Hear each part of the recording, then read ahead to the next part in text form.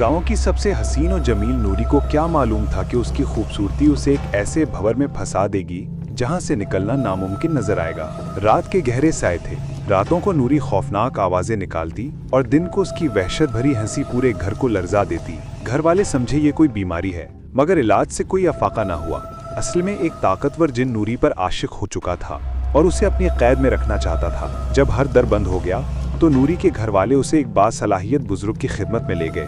बुजुर्ग ने नूरी को देखा और फौरन मामला भांप लिया।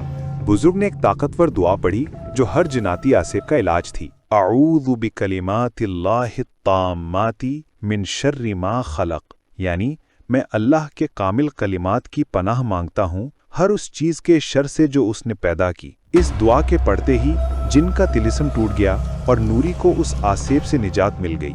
ये वो दुआ थी जिसने नूरी की जिंदगी में दोबारा रोशनी भर दी। अल्लाह के कलाम में वो ताकत है जो हर मुश्किल से निजात दिला सकती है।